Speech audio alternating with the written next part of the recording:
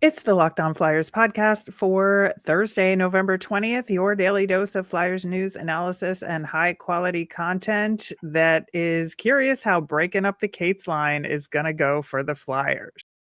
Yeah, that's a tough one.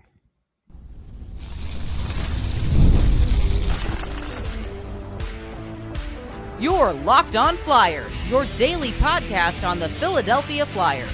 Part of the Locked On Podcast Network. Your team every day. Hey there, and welcome to Locked On Flyers, part of the Locked On Podcast Network, now the #1 sports podcast network. I am Rachel Donner. I've been podcasting about the Flyers, the NHL, and hockey for a decade, and I'm here with prospect expert and Flyers credentialed reporter for 20 years, Russ Cohen. To keep up with our latest episodes and Flyers news, you can find us at Locked On Flyers on Instagram, Threads, Blue Sky, and Twitter. And we do indeed have a game finally. It feels like forever tonight against the St. Louis Blues, who we saw last week because the schedule's weird.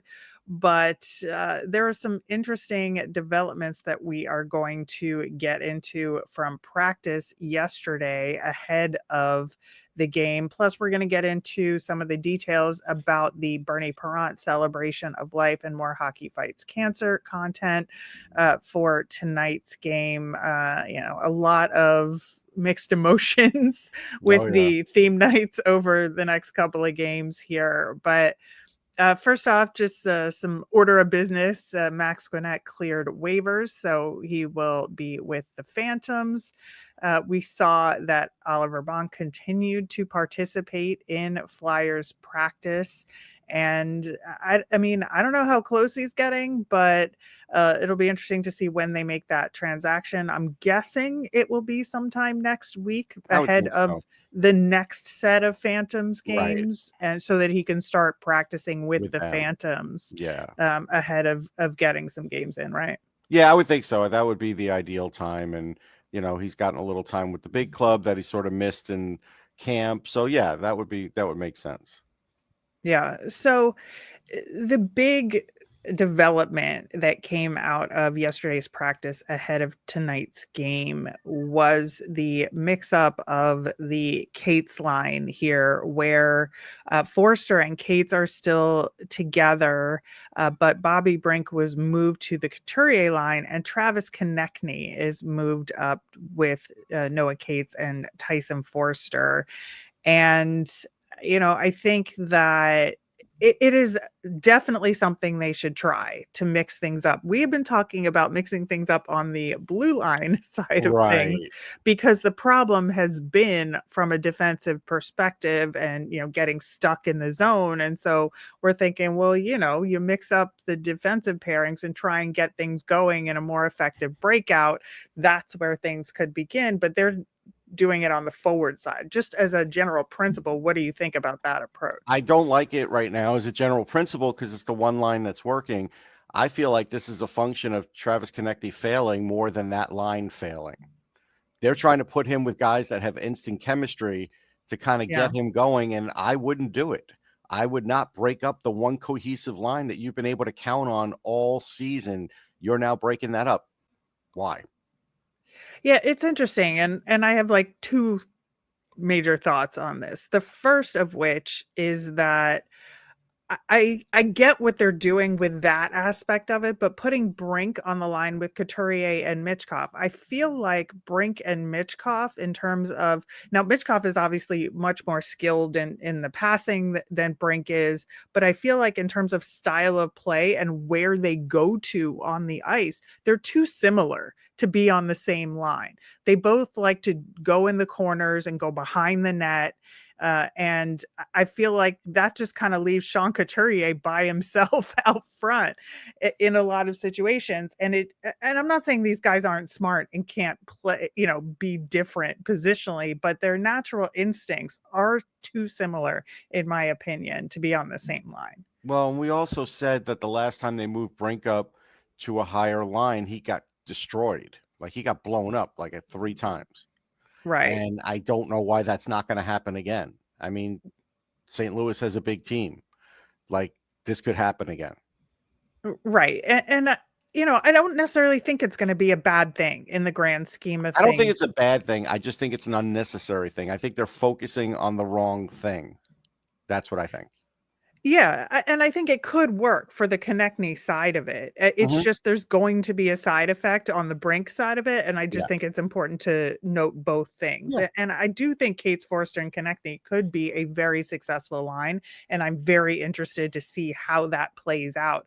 I just want to acknowledge what that does Mhm. both to Bobby Brink and Matvey Michkov, for that matter, who we've been trying to get going pretty consistently for a while now. So, There's that's a way to get them going. Play them more. well, yes, there is. 5-on-5, play them more, not just wait till the end of the game and play them a lot during the inevitable overtime that will happen. Oh my God. What? Please no. I Absolutely. you Please no. can't. Like, it's I just know. I I text know. home all the time from a game, overtime. It's overtime. It's going to I overtime. know. Like, Well, listen, you and me both. yeah. So, the other aspect of it is I thought it was very interesting that Rick Tocchet said that he specifically did not want to break up the Dvorak line. And that's why they couldn't split Mitchkoff and Brink up between two different lines, right? Because he Mhm. wanted to keep that Dvorak line together with Tippett and Zegras because they've had some success recently. And I don't know if it's been long-term enough or consistent enough that you have to stick to it, but I think the fact that, Tippett did have that breakout game, Zegras has been consistently good. I don't know that it's Dvorak that's doing It that, is because but listen, Zegras doesn't play a lot of defense, and Dvorak does. And if you take Dvorak off that line, who happens to be their best defensive forward at the moment, or their second best, if you want to say Couturier is the best, I'm not going to argue yeah, with you. That's the reason. That's the reason they're doing it. And yeah, Tippett's not terrific defensively either. So you have to have somebody with those two that really could watch out. And he's that guy. yeah. I mean, I understand that. I just think there's other ways to rearrange that. Mhm. You don't necessarily have to keep those three together in order. I just think you're borrowing from Peter to pay Yes, Paul I here in think so. terms of what happens with Mitchkov versus what is going to happen with Zegras. And Tocchet is betting on the fact that Zegras's consistency is more sustainable at the moment than getting Mitchkov to where he needs to go. Yeah, I just think they're looking at it the wrong way. I think this is what happens when you have an offensive coach and he's just always tinkering with the offense. But I think if you fix the puck transporting on defense, it will fix the offense. But Yeah, they're doing it backwards. yeah. And it is interesting because on that note, Rick Tocchet did say that Emil Andre essentially has earned the job. Like he hadn't said it in Shocking, words I know. yet, other But at than least he admitted it now. showing it in terms Right. of playing him every game, right? Right. So, and that he was asked specifically about Emil Andre and, what the time in Lehigh Valley did when he got sent down. What did he see from him that caused him to be able to come back up and get this consistent play in the lineup? And it was about cleaning up turnovers, which he Fine. did. Mhm. And that is an absolutely true, Yeah. observation there that he has Yeah. cleaned up for the most part, the turnovers that he had But it's not before. so much And that. Again, coaches focus on that so much on the defensive side. They sort of sometimes take the joy out of it. The joy of it is, what does he do with the puck?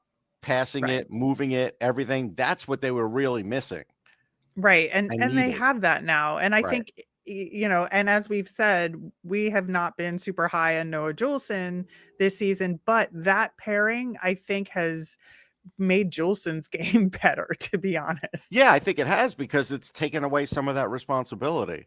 Yeah. Yeah, so if you partner Andre's cleaned up game with Juleson, it's working as a third pairing. We're not saying they're like, I've already destined to be resigned more than myself. that. Noah Juleson is Keith Yandel. Like, I'm not going to talk about him because they're not going to do anything about it. So I just move on from that. Right, and as we've said multiple times, there's other guys that we'd like to see in there. We're glad Right. that Yinning is gonna get some playing time in Lehigh Valley. Yes. Hopefully, he'll come back up and take on that role, to be Yeah. honest. Yeah. But, that's kinda where we think it should end up. He also talked about Cam York's play, on taking more responsibility in the pairing with Sanheim and wanting the puck more. And we can see that. Like, it has absolutely made his game more well-rounded, and we've seen that it makes it so Travis Sanheim isn't the entirety of the offensive push in that pairing, that both guys can do both now. And I think that makes for a very interesting top pairing. Yeah, I think you have to be careful how much you try and push the offense on Cam, because if you go back through the game logs, like Nashville, yes, he had 2 points, and I think he had a 4-point game. That's most of his 10 points. Like, that's it. And so But they're pretty recent, so I think that's good.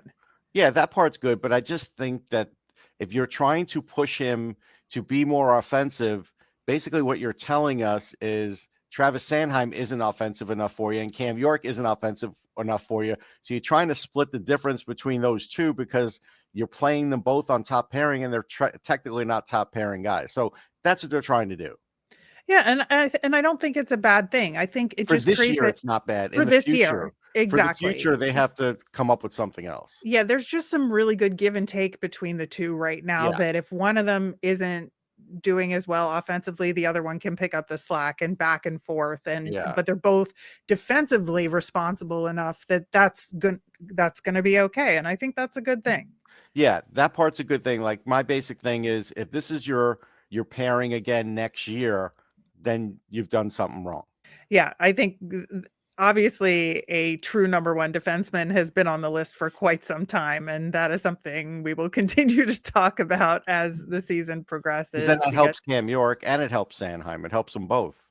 It does. It does. And as we talked about on yesterday's show, with potential for making the Olympics, like Travis Sanheim has to show more offense in order to make that team. True. So, there's a lot to it there, but there will be a lot more to tonight's game against St. Louis, the second in about a week's time. We're going to get into what's been going on with the Blues since we saw them and how the matchup should look coming up next.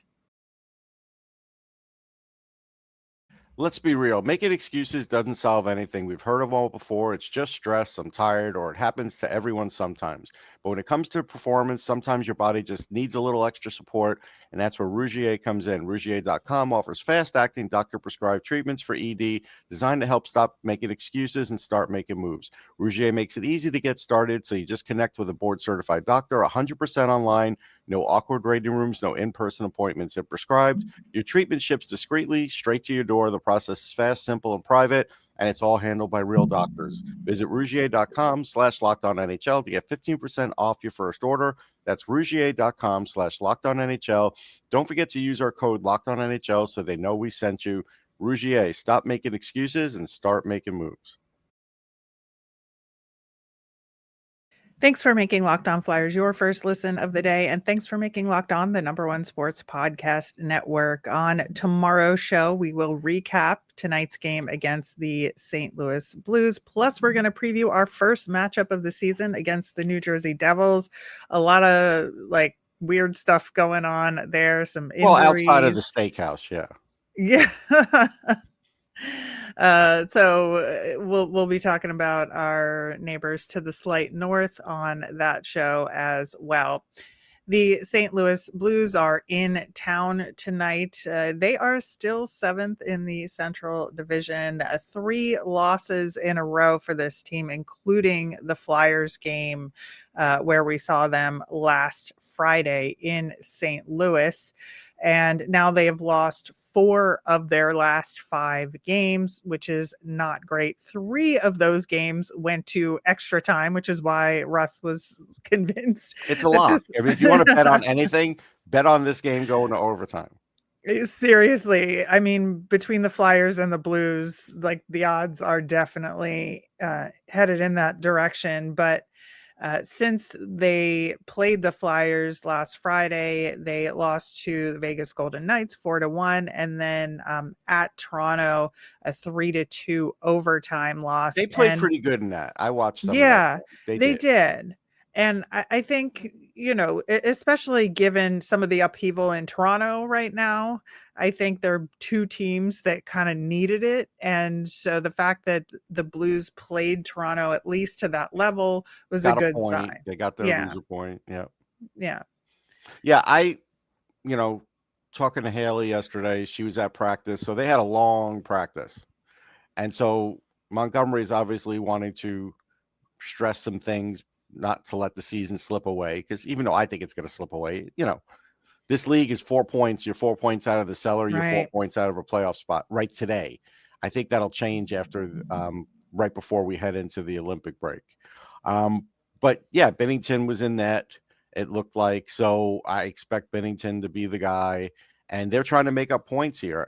Braden Shen's always going to be a thorn in the side of Flyers because he'll go to the dirty areas, and you have to watch out for him because his hands are still good.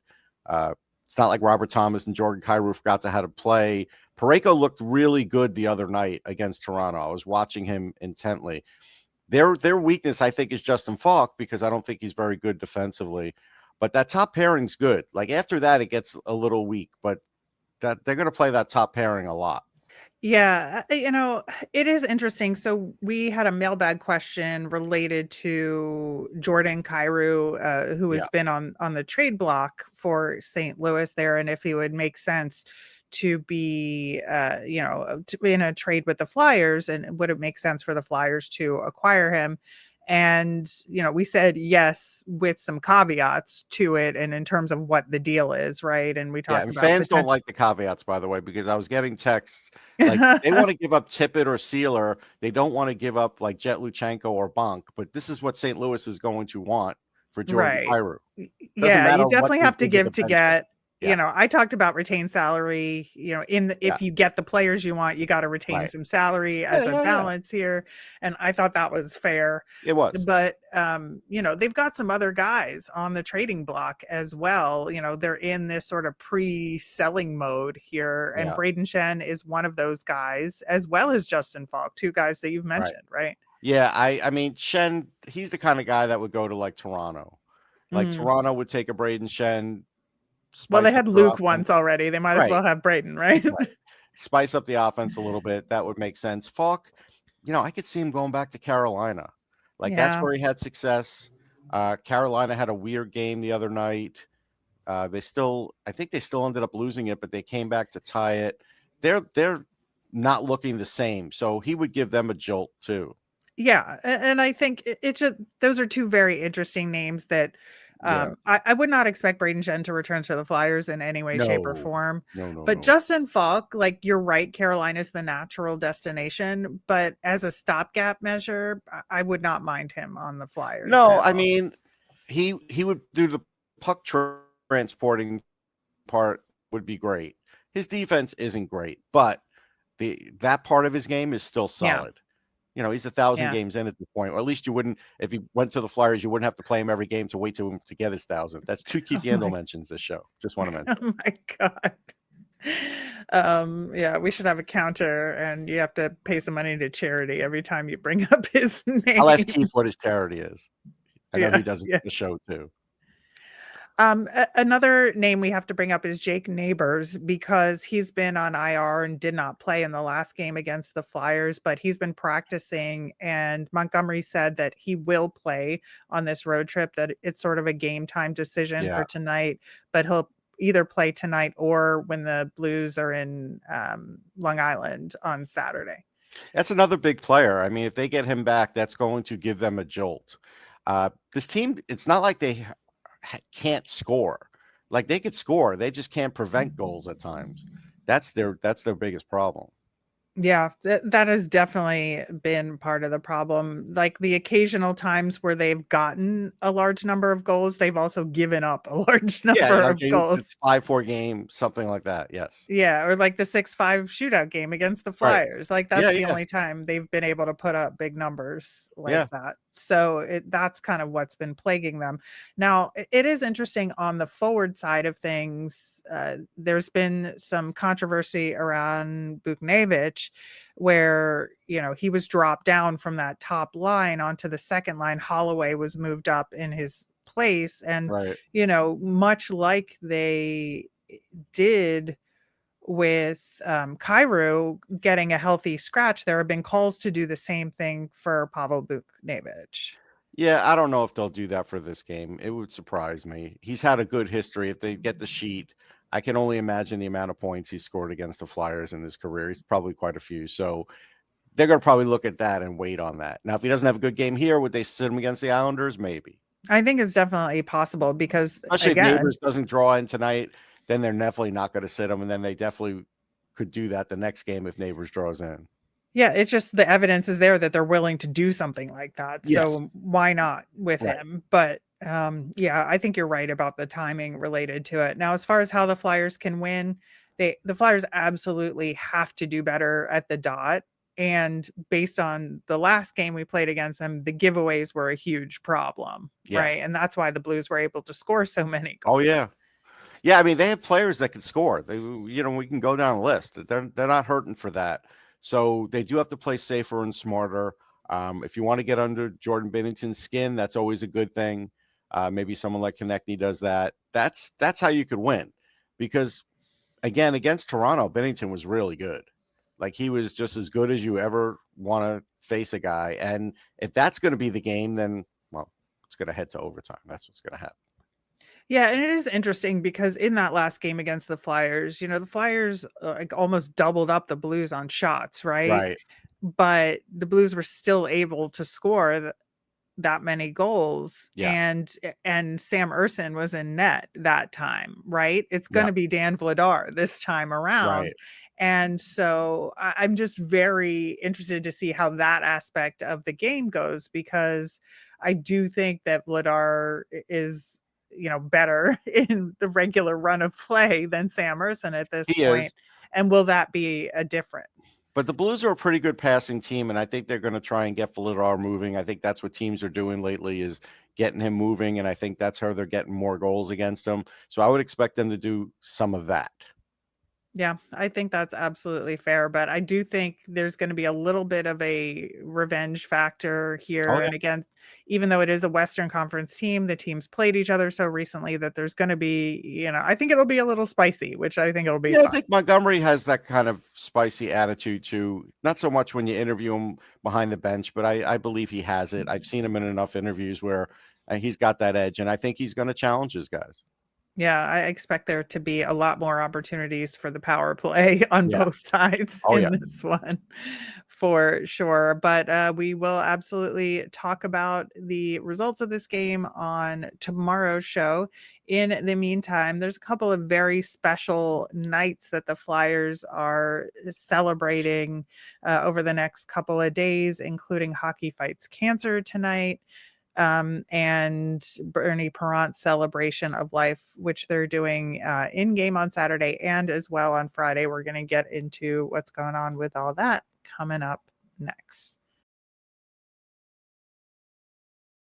The NBA is back, and there's no better place to get in on the action than FanDuel, the official sports betting partner of the NBA. Even if you missed the start of the game or want to ride the hot hand, FanDuel has live bets on everything from who'll score next to fourth quarter comebacks. Plus, you could even combine your live bets into a same-game parlay for a shot at a bigger payout. It keeps every game exciting, especially when your team's making the late push.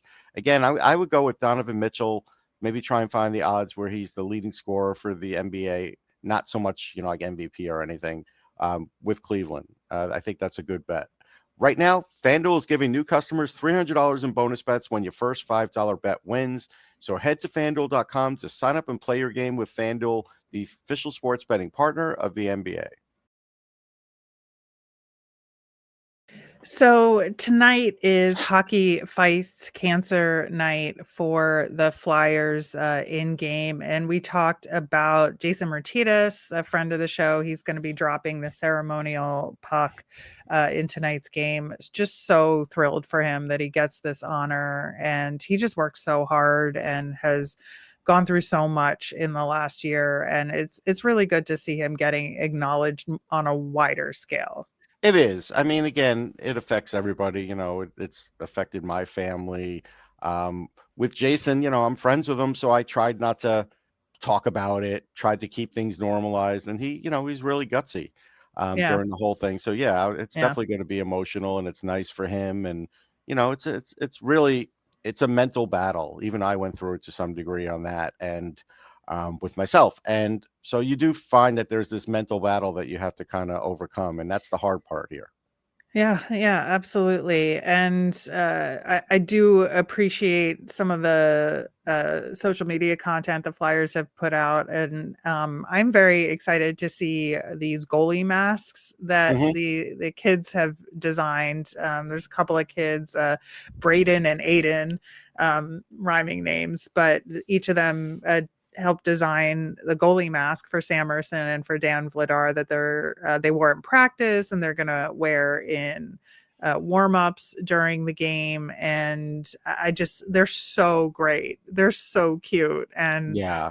it's just really fun. And like goalie masks is one of the few things that there is room for creativity with Although in in Bernie's day, hockey. there was no creativity. They were all No, blank white, and that's I all know. you ever knew growing up.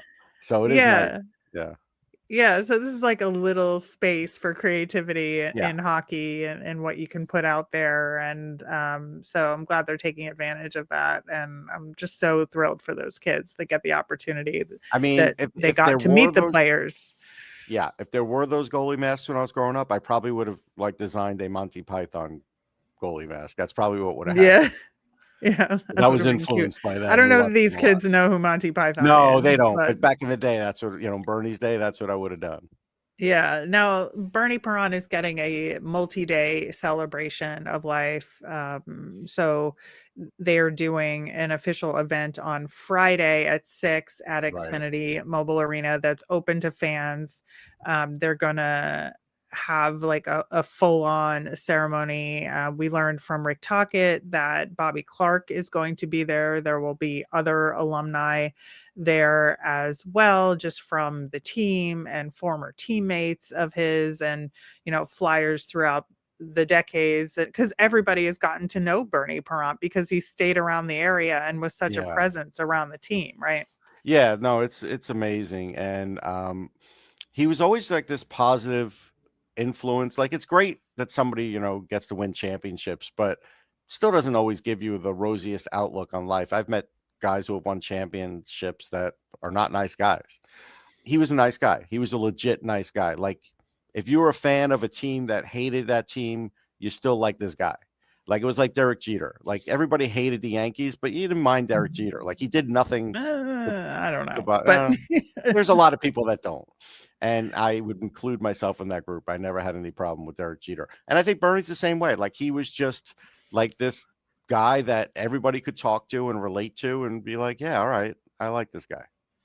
yeah, so I'm glad they're doing something, in addition to just a short in-game thing one day, that they're giving it the room that it needs for such an incredible part of the Flyers legacy. And Rick Tocchet also mentioned that the team went as a team to the funeral, Yes. and and how that really affected guys, just to show what it means when somebody kind of dedicates their life to the Yeah. organization in a lot of ways. And Sean Couturier mentioned something about in his early days that Bernie was somebody he could talk in French to Right. and made him feel comfortable, and that kind of helped him. And just that, I mean, it is very clear that he is just so missed around the rink and around the team. And I think that he is, in some ways, I think Bobby Clark is like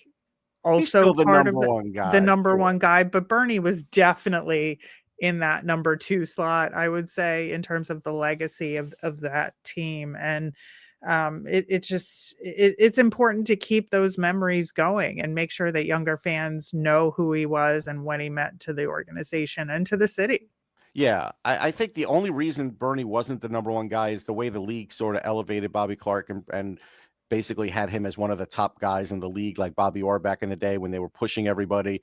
Bernie didn't get that same push, Right. and so maybe because he wasn't, just maybe because his English wasn't great, who knows? But he was a great player. So I think Clark got that little extra push. So yeah, he's still, it's like 1 and 1A. That's the kind of way I look at it. And yeah, super important. Everybody acknowledges, Bobby Clark included, that they wouldn't have won without this guy. No, absolutely. Absolutely. He was a critical part of that team. And in addition to the ceremony on Friday, there's going to be a video presentation and some other stuff going on in Saturday's game against the Devils. So we will, of course, be talking about that on our Monday show when we recap that game. That will do it for today's show. Thanks so much for listening. As a reminder, we always want to hear from you if you've got mailbag questions or thoughts on anything about the team or Bernie Parent. Let us know on any of our socials at Locked On Flyers. You can email us at lockedonflyers@gmail.com or comment on our YouTube channel. I'm Rachel. I'm on Blue Sky and Twitter at rmiriam. That's RMIRIAM. I'm Russ. I'm at Sportsology on the same socials, SPORTSOLOGY.